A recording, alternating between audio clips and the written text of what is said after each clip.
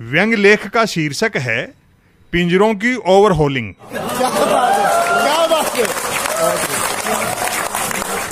राजा ने अपने राज्य में जगह जगह रखे और लटके हुए पंछियों के पिंजरों की बनावट और बुनावट में वांछित फेरबदल करा डाले।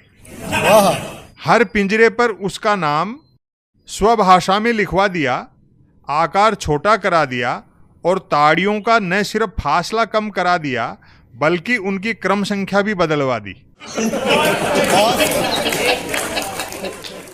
साधारण लोहे वाली ताड़ियां हटवाकर ऐसी धातु की लगवा दी जिन पर न कभी मौसम की मार पड़े और न पंछी की फड़फड़ाहट उठापटक से वे मुड़े तुड़े ही।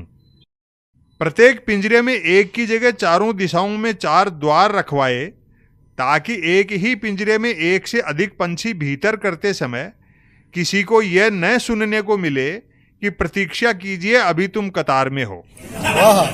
पुरानी ताला प्रणाली खत्म कर हर द्वार में डिजिटल लॉक सिस्टम फिट करवाया जो इलेक्ट्रॉनिक कार्ड से खुले और वह कार्ड उस एरिया के कोतवाल की जेब में रहे।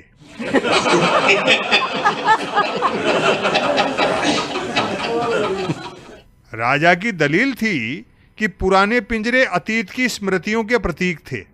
दरबारियों ने भी इस बात पर सहगर्व अपने राजा की जय जयकार की कि अतीत की क्षणिक स्मृति से लाख गुना बेहतर है स्वदेशी पिंजरे में बंद रहकर उम्र भर यंत्रणाएं भोगना।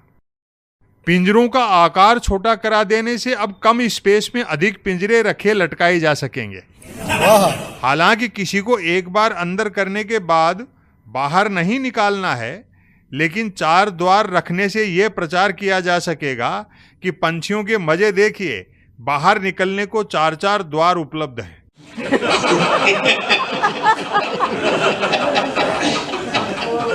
साधारण लोहे की ताड़ियों में जंग-वंग लग जाने से पंछियों को सेप्टिक का खतरा रहता था।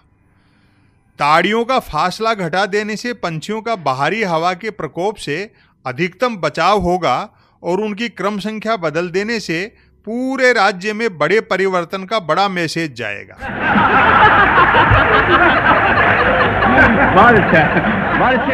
डिजिटल लॉक वाला आइडिया तो बेमिसाल है। पंछी साइबर फ्रॉड से सुरक्षित रहेंगे और लॉक खोलने वाला कार्ड कोतवाल की जेब में रहने से उसका रुतबा बढ़ेगा। आदर्श राज्य में राजा का रुतबा उसके कोतवालों के रुतबे पर ही निर्भर करता है।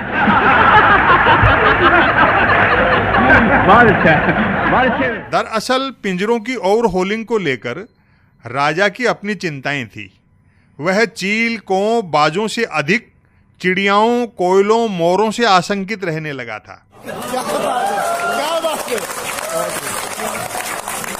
चिड़ियाएं ब्रह्म मुहूर्त में चहचहाने लगती थीं। इससे सोए लोगों की नीम अंधेरे आंखें खुल जाती थीं और वे तत्काल जाग उठते थे। राजा कतई नहीं चाहता था कि उसके राज्य में किसी की आंखें खुलें और कोई जागे।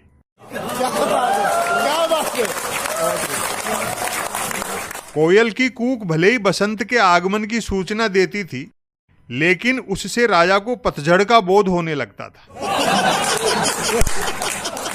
मोर के नाचने से राजा बजाय उसके लहराते छितराते पंखों और अदाओं को देखकर खुश होने के उसके कमजोर पैरों से अपने पैरों की तुलना कर करके इस कदर डर जाता था कि उसके पैरों तले से जमीन खिसकने लगती थी।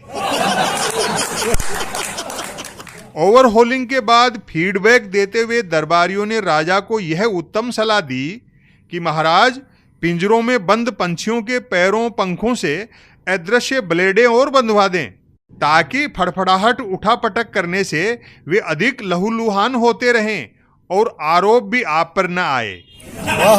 राजा इस अनूठे आइडिया को कार्य रूप देने में जुट गया।